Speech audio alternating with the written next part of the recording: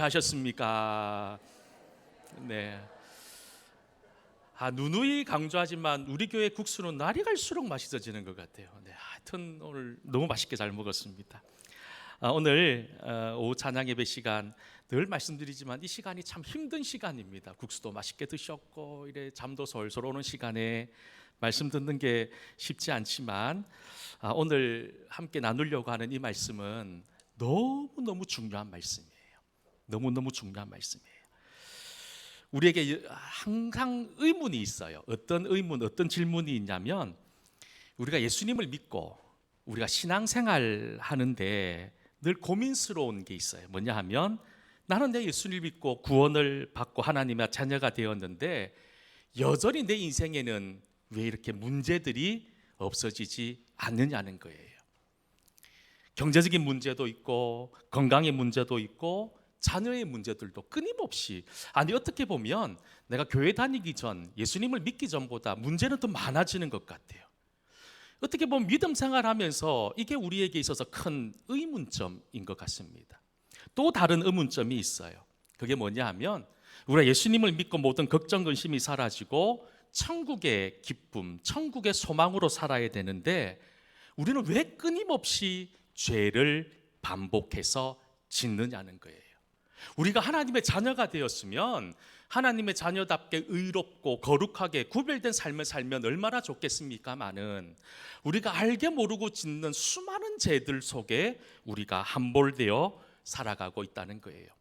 사실 우리가 그 이유를 모르는 게 아닙니다. 다 이유를 알매도 불구하고 늘 마음속에는 이런 풀리지 않는 의문들을 가지고 살아갑니다. 예수님을 구주로 영접하고 새 생명을 소유했음에도 불구하고 여전히 죄가 우리 육신 가운데 거하고 있는 한계, 이 한계를 우리는 가지고 있다는 거예요. 사실 죄 앞에서 자유로울 사람은 아무도 없습니다. 오히려 목사이기 때문에 죄 앞에 더 노출될 가능성이 있는 거예요. 장로님들, 중직자들일수록 더 그렇다는 거예요. 성도이기에 집사님 천천히 받으세요. 천천히. 네. 천천히 받으시고 성도이기에 우리는 죄 앞에 더 노출되어져 있는 인생을 살 수밖에 없다는 거예요. 수많은 이단들이 있어요. 그 중에 구원파라는 이단이 있습니다. 여러분, 구원파 하면 가장 먼저 떠오르는 이미지가 뭐지요? 세월호 사건을 일으켰던 그 어떤 중심에 있었던 종교, 그 구원파가 우리 성도들에게 던지는 질문이 있습니다. 이 구원파가 어떤 질문을 던지냐면, 여러분 한번 생각해 보세요. 여러분들은 구원을 언제 받았습니까? 구원받은 날짜 정확하게 기억하시는 분이 있습니까? 구원파에서는 이것을 질문합니다. 당신이 교회를 다니고 예수님을 믿고 구원을 받았으면 언제, 몇 년도, 몇 월, 며칠, 몇 시, 몇 분에 구원받았습니까?를 묻는 거예요. 마치 우리가 세상에 태어난 생일을 묻듯이 구원파는 우리 예수 믿는 사람들에게 당신의 구원을 묻고 있는 거예요. 몇 시에, 언제, 그리고 그것에 대해서 정확하게 답을 못하는 사람을 보면 뭐라고 얘기하냐면, 봐라, 너는 구원 못 받은 사람이다. 그렇게 단정짓고 이야기합니다. 그러면서 동시에 이 구원파가 우리에게 무엇을 얘기하냐면 우리의 죄책감을 건드립니다. 아니, 너희들이 예수 믿고 구원받았다는데 왜 자꾸 죄를 짓고 왜 자꾸 회개해야 되냐는 거예요. 예수님께서 십자가에 못 박혀 달려 죽으심으로 너희들의 모든 문제가 해결되었는데 너희들은 왜 자꾸 죄를 짓느냐는 거예요. 그리고 너희들은 왜 자꾸 회개하냐는 거예요. 구원파의 특징은 여기에서부터 시작이 됩니다. 구원파는 회개하지 않아요. 죄에 대한 죄책감이 없는 사람입니다. 그들은 자신들이 믿는 언제, 예를 들어서 몇 월, 며칠, 몇 년도 내가 구원받은 그날을 기점으로 해서 나는 이 모든 죄에서부터 해방된 사람이라고 믿고 그렇게 살아간다는 거예요. 우리가 여기서 기억해야 될 것이 있어요. 우리 성도들이 가장 오해하는 것 중에 하나가 뭐냐 하면 예수님이 십자가에 못 박혀 돌아가심으로 말미암아서 우리의 죄의 문제는 해결되었다는 것은 부정할 수 없는 사실입니다. 그런데 우리가 이 죄의 문제가 해결되어졌다고 해서 우리가 죄에 대해서 면죄부를 받은 것은 아니라는 거예요. 죄의 문제가 해결되었음에도 불구하고 여전히 죄는 우리를 괴롭히고 우리를 흔들어 놓고 있다는 거예요. 예수님을 믿는다는 것은 우리가 하나님의 자녀가 되었다는 증거이지, 우리가 죄로부터 어떤 죄를 짓더라도 아무 상관없는 사람이 되었다는 뜻이 아니라는 것을 우리는 잊지 말아야 된다는 거예요. 분명한 사실이 있습니다. 예수님께서는 우리의 죄를 담당하셔서 십자가에 달려 죽으셨어요. 그렇게 죽으심으로 말미암아 하나님과 우리 사이에 자리 잡고 있었던 이 죄가 사라져 버렸어요. 우리 속에 죄가 그대로 남아 있었다면, 예수님이 십자가에 못 박혀 돌아가지 않으시고 여전히 우리 속에 죄가 남아 있다면 우리는 하나님께로 갈 수 없는 그런 죄인일 수밖에 없는 거예요. 그런데 예수님이 십자가에 못 박히심으로 하나님과 우리 사이에 가로막혀 있었던 죄의 문제가 사라져 버린 거예요. 그것은 하나님과 우리 사이에 있는 죄의 문제가 사라진 것이지, 우리 피조물인 이 죄의 육신을 입고 있는 우리들의 죄의 문제가 완전히 사라진 것은 아니다라는 것을 우리는 알고 있어야 된다는 거예요. 그런데 오늘 말씀에 보면 하나님께서 모든 사람이 짓고 있는 이 죄에 대해서 두 가지 기준을 가지고 말씀하신다는 거예요. 예수 믿는 사람, 예수님을 구주로 고백하는 사람과 그렇지 못한 사람을, 어떤 죄의 문제를 바라보는 예수님의 관점이 완전히 다르다는 거예요. 그래서 제가 오늘 로마서 8장 말씀을 읽으면서 이 말씀이 참 중요하다고 말씀드린 이유가 바로 여기에 있습니다. 우리 같이 한번 로마서 8장 1절 2절 말씀을 함께 읽어보도록 하겠습니다. 그러므로 이제 그리스도 예수 안에 있는 이는 그리스도 예수 안에 있는 생명의 성령의 법이 죄와 사망의 법에서 너를 해방하였습니다. 아멘. 여기서 우리가 동그라미 쳐야 될 것이 뭐냐 하면, 그리스도 예수 안에 있는 자에게는 결코 뭐가 없다고요? 정죄. 이게 중요한 거예요. 예수 믿는 저와 여러분에게는 예수님이 정죄하지 않으신다는 거예요. 여러분, 마귀는 우리를 향해서 끊임없이 정죄합니다. 뭐라고 정죄하냐면, 너는 죽을 놈이라고 얘기해요. 너는 죄인이라고 얘기해요. 그러니 너는 구원받지 못한 사람이라고 얘기해요. 그러면서 정죄의 말을 내뱉는 거예요. 그런데 히브리서, 우리가 또 다른 본문으로 읽었던 히브리서 12장 7절 8절 말씀에 보면 우리는 정죄를 받는 사람이 아니라 무엇을 받는 사람이라고 얘기하냐면, 같이 한번 히브리서 12장 7절 8절 말씀 한번 읽어봅시다. 시작. 너희가 참음은 징계를 받기 위함이니 하나님이 아들과 같이 너희를 대우하시나니 어찌 아버지가 징계하지 않는 아들이 있으리요. 징계는 다 받는 것이거늘 너희에게 없으면 사생하여 친아들이 아니니라. 아멘. 여기서 우리가 또 동그라미에 쳐야 될 것은 뭐냐 하면 징계. 여러분, 정죄가 뭐고 징계가 뭘까요? 좀 비슷한 말처럼 들리지요. 별 차이가 없어 보이지요. 그런데 여러분, 정죄한다는 것, 징계한다는 것은 분명한 차이가 있다는 거예요. 그리고 하나님은 똑같은 죄를 짓더라도 예수 믿는 우리들은 정죄함이 아니라 징계하신다고 말씀하셨고, 주님을 알지 못하는 사람은 정죄한다고 말씀하셨어요. 정죄의 사전적인 의미는 뭐라고 적혀 있냐면, 부당한 행위를 되풀이 못하도록 제재하고 그것을 바로잡기 위해 훈육하고 벌하는 것을 징계라고 얘기합니다. 하나님의 사랑으로 품어주는 거예요. 다른 말로 정죄는 무엇입니까? 정죄는 지은 것 그대로, 예를 들어서 내가 물건을 훔쳤으면 물건 훔친 그것에 합당한 죄를 벌을 받게 하는 것이에요. 내가 죽을 죄를 지었으면 죽을 죄에 합당한 벌을 받게 하는 것, 이게 징계라는 거예요. 주님을 알지 못하는 사람은 죄 앞에 징계를 받습니다. 결국 심판을 받게 된다는 거예요. 그런데 예수 믿는 우리들은 징계가 아니라 정죄가 아니라 징계를 받는 거죠. 좀 헷갈렸죠. 제가 말을 좀 잘못했죠. 우리는 징계를 받는 그런 사람이라는 거예요. 용서의 사람이 되었다는 거예요. 예수님의 십자가의 은혜로 말미암아. 우리가 헷갈릴 때가 있어요. 우리는 정죄받는 사람이 아닌 거예요. 그런데 우리 예수 믿는 사람들은 심지어 사람들을 바라보면서 정죄하려고 합니다. 이 정죄는 다른 말로 하면 죽이는 거예요. 너는 왜 그렇게 사냐는 거예요. 예를 들어서 너는 왜 11조 못하느냐는 거예요. 너는 왜 주일 제대로 못 지키느냐는 거예요. 너는 왜 기도하지 못하느냐는 거예요. 그러면서 우리는 끊임없이 누군가를 정죄하고 판단하고 그 위에 올려놓아서 죽이려고 한다는 거예요.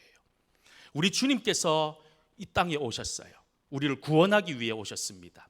구원하기 위해서 오셨다는 것은 우리를 죽임이 아니라 살리기 위해서 오셨다는 거죠. 우리가 이 내용들을 정확하게 알지 못하면 혼란스러울 때가 있다는 거예요. 우리는 정죄받는 사람일까요? 징계받는 사람일까요? 정죄. 징계. 헷갈리죠? 제가 헷갈리게 하니까 여러분도 헷갈리죠.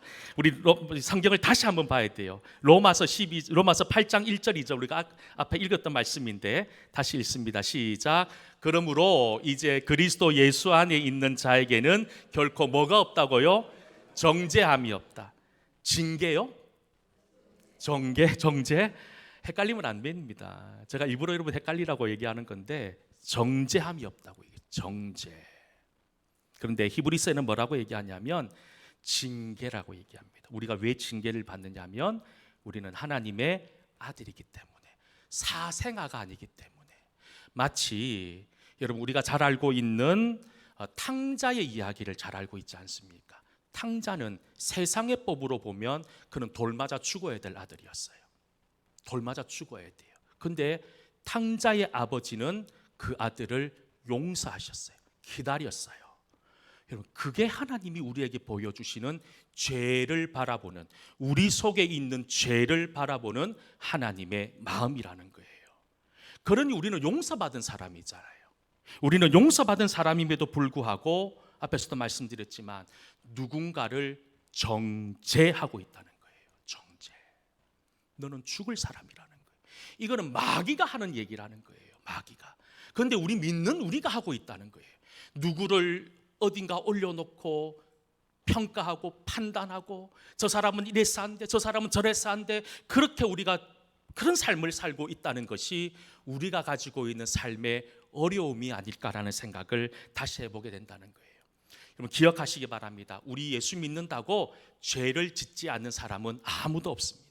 모든 사람은 죄를 지을 수밖에 없다는 거예요. 그리고 또 한 가지 기억해야 될 것이 있습니다. 우리가 아무리 죄를 짓는다고 해서 우리의 구원이 흔들리지 않는다는 거예요. 구원은 무엇으로 받는다고 말씀드렸습니까? 하나님의 무엇으로? 하나님의 뭐로 구원받죠? 큰일 났습니다. 제가 여러분들에게 그렇게 강조했는데 잃어버리셨군요. 우리의 구원은 하나님의 은혜입니다. 은혜. 내가 뭘 잘했기 때문에, 내가 뭐 구원받을 자격이 있기 때문에 구원받는 게 아니라는 얘기예요. 마찬가지예요. 우리가 죄를 지었기 때문에 구원 못 받고 죄를 안 짓기 때문에 구원받고 이런 개념 또한 아니라는 거예요. 전적인 하나님의 은혜인 거예요. 그러니 여러분 다시 한번 기억하시기 바랍니다. 사실 교회에 나온 사람들은 모두 다 죄인입니다. 죄인임을 고백하는 사람들이 나오는 곳이 교회이지요. 그러니 여러분 옆에 있는 사람의 연약함을 가지고 그 사람을 공격하지 말아야 된다는 거예요. 나도 똑같은 죄인인 거예요. 나도 똑같은 연약함이 있는 거예요. 그런데 왜 자꾸 옆에 있는 사람들을 그렇게 공격하고 판단하고 비난하십니까? 여러분 우리는 분명히 죄와 허물이 있습니다. 약함이 있습니다. 그러나 그 허물과 모든 약함을 예수님은 십자가에서 우리의 그 모든 것들을 사하여 주셨다는 거예요.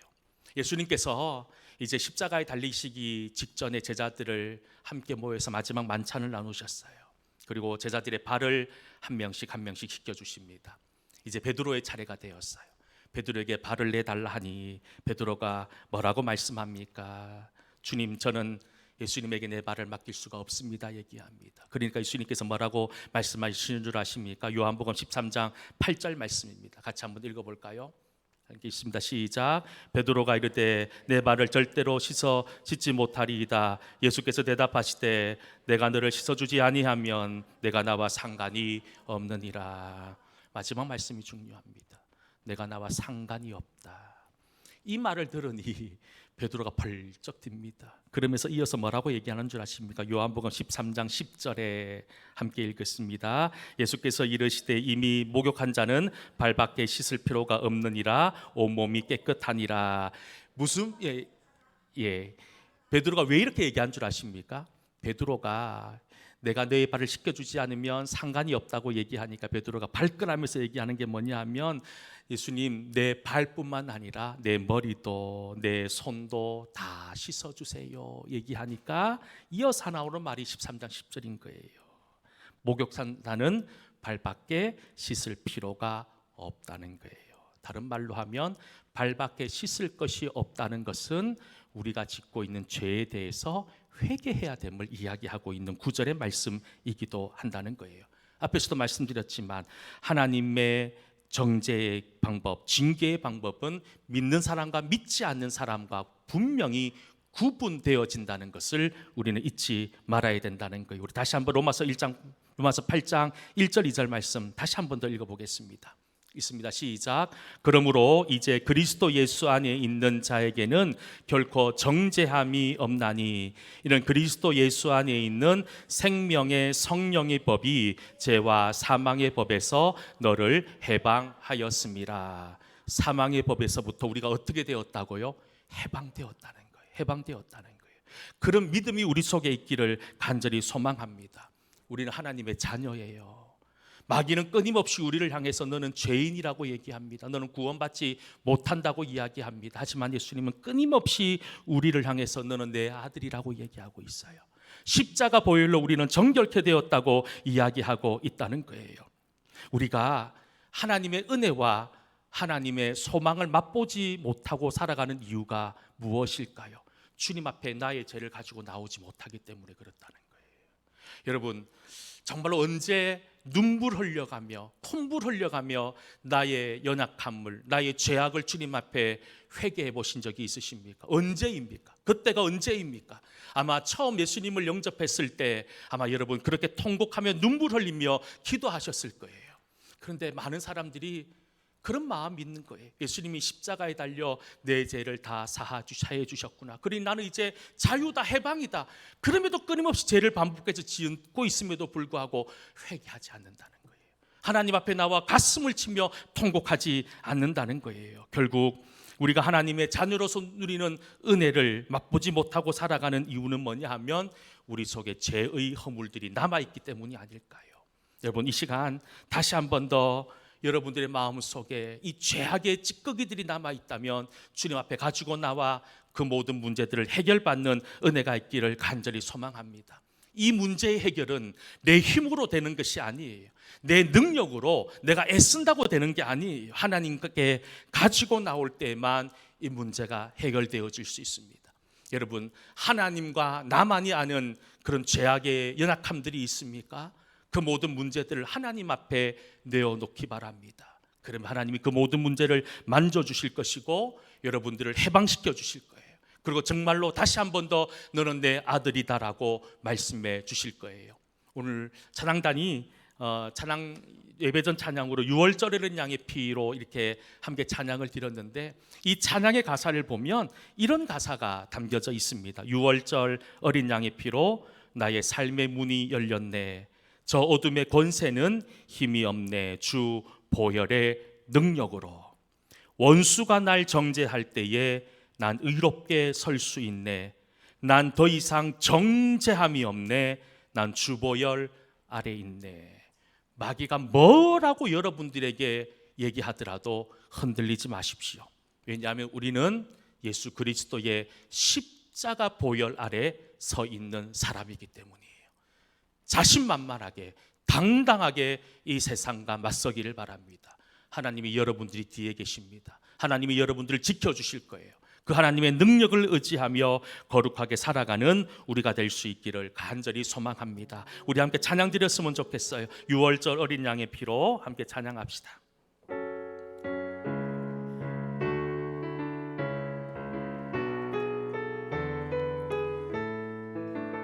6월절 어린 양의 피로 나의 삶의 문이 열렸네. 저 어둠의 권세는 힘이 없네. 주 보혈의 능력.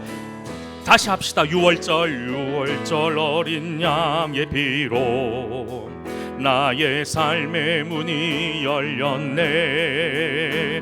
저 어둠의 권세는 힘이 없네. 주 보혈의 능력으로 원수가 날 정죄할 때에도 난 의롭게 설 수 있네. 난 더 이상 정죄함 없네. 난 주 보혈 아래 있네. 난 주 보혈 아래 있네. 그 피로 내 죄 사했네.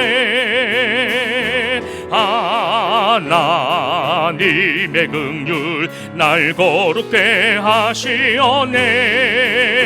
난 주 보혈 아래 있네.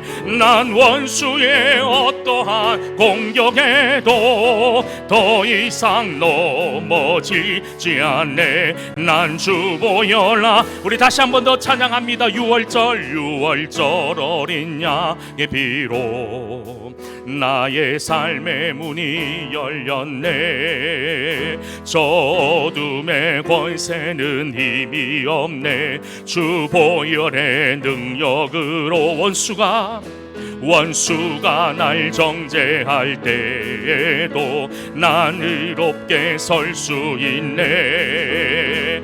난 더 이상 정죄함 없네. 난 주 보혈 아래 난 주 보혈 아래 있네. 난 주 보혈 아래 있네. 그 피로 내 죄 사했네.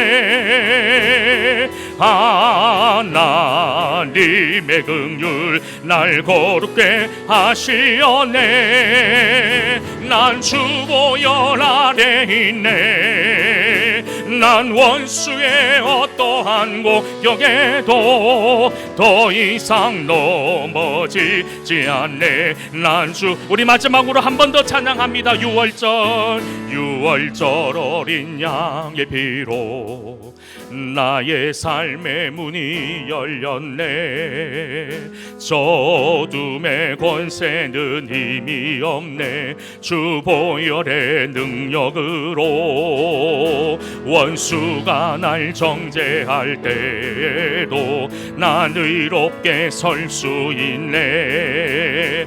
난 더 이상 정죄함 없네. 난 주 보혈 아래 할렐루야. 난 주 보혈 아래 있네. 그 피로 내 죄 사했네. 하나님의 긍휼 날 거룩게 하시었네. 난 주 보혈 아래 있네. 난 원수의 어떠한 공격에도 더 이상 넘어지지 않네. 난 할렐루야. 난 주 보혈 아래 있네. 난 주 보혈 아래 있네. 그 피로 내 죄 사했네. 하나님의 긍휼 날 거룩게 하시었네. 난 주 보혈 아래 있네. 난 원수의 어떠한 공격에도 더 이상 넘어지지 않네. 난 주 보혈 아래 있네. 우리 시간 짧게 한번 기도했으면 좋겠습니다. 마귀는 여러분들 기회하다 되고 여러분들을 정죄합니다. 여러분들은 구원받지 못하는 사람이라고 그 죽음의 소리를 속삭입니다. 하지만 이제 그 속임수에 넘어가지 않기를 소망합니다. 하나님은 여러분들을 아들로 삼으셨어요. 그 아들이 죄를 지었을 때 아버지는 정죄함이 아니라 징계